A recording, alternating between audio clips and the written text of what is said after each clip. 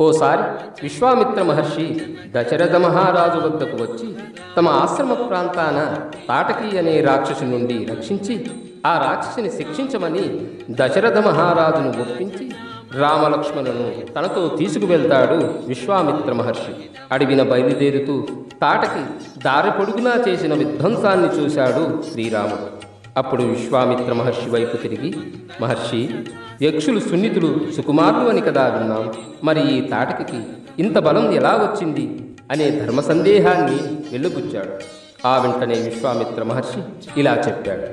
పూర్వం సుకేతుడనే యక్షుడుండేవాడు. వాడు పరాక్రమవంతుడు, సదాచార సంపన్నుడు కూడా. కానీ వాడికి సంతానం లేదు. బ్రహ్మను గూర్చి వాడు తపస్సు చేశాడు. ఆ తపస్సుకు మెచ్చిన బ్రహ్మ 1000 ఏనుగుల బలంతో కన్యారత్నం పుడుతుందని వరమిచ్చాడు. అదే తాటకి పెరిగి పెద్దదైంది. పేరుకు ఆడదే, కానీ బ్రహ్మవరం వలన 1000 ఏనుగుల బలం కలదైంది. పైగా అందం కూడా ఉంది. వయసు వచ్చిన ఈ పిల్లను సుందుడు అనే వానికిచ్చి పెళ్లి చేశాడు తండ్రి సుకేతుడు. దానికి మారీచుడు అనే వాడు పుట్టాడు. వాడు అవక్ర పరాక్రమవంతుడయ్యాడు. ఓసారి గ్రహపాటున అగస్త మహర్షి శాపంతో తాటకి భర్త సుందుడు మరణించాడు. కోపించిన తాటకి మహామునిపైకి దూకింది. తల్లి ఓ పక్క, కొడుకు ఓ పక్క.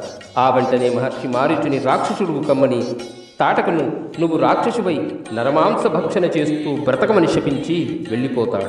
మహర్షికి గల యోగ మహిమ వల్ల ఏమీ చెయ్యలేక ఈ ప్రాంతాన్ని మరుభూమిలా ఇలా పాడు చేసింది అని చెప్పి, ధర్మ మార్గము తప్పి ప్రవర్తించేవారు స్త్రీలైనప్పటికీ వధించటం అన్యాయం కాదని శాస్త్రవచనం అంటూ ఆ తాటక ఎందరినో ఎన్ని జీవాలను నాశనం చేసిందంటే అది క్షంతవ్యం కాదు, ఉపేక్షించరాదంటూ విశ్వామిత్రుడు శ్రీరామునికి నచ్చచెప్పాడు.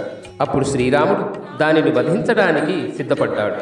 ధనుస్సును తీసి ధనుష్టంకారం చేయగా ఆ శబ్దం ఆ అడవి అంతా ప్రతిధ్వనిస్తుంది. ఆ శబ్దానికి బయటికి వచ్చిన తాటక రామలక్ష్మణులపై దూకుతుంది. ఘోరంగా యుద్ధం జరుగుతుంది. అది దుమ్ము రేపుతూ రాళ్ల వర్షం కురిపిస్తుంది. వెంటనే విశ్వామిత్రుడు, రామ, అది మాయావి, ఆగుతూ శిరసంధానం చెయ్యి అని దీవిస్తాడు. అప్పుడు రాముడు బాణంతో 2 చేతులు నరకగా లక్ష్మణుడు దాని ముక్కు చెవులు నరికేశాడు. ఇక తాటక దెబ్బతిన్న పాముల కామరూపిణి అయి కనిపించక రాళ్ల వర్షం ఘోరంగా పడేలా కాళ్లతో తంతుంది. ఇక శ్రీరాముడు బాణాన్ని మంత్రించి శబ్దభేదీ శక్తితో దాని ఉనికిని కనుక్కొని వదలగా తాటక కుప్పకూలుతుంది. మరో బాణంతో గుండెను చీల్చగా అది పెద్దగా అరుస్తూ ప్రాణాలను వదులుతుంది. ఆ బ్రహ్మరాక్షసి సంహారంతో లోకానికి ఉపకారం జరిగిందని శ్రీరామునికి జేజేలు పలికారు.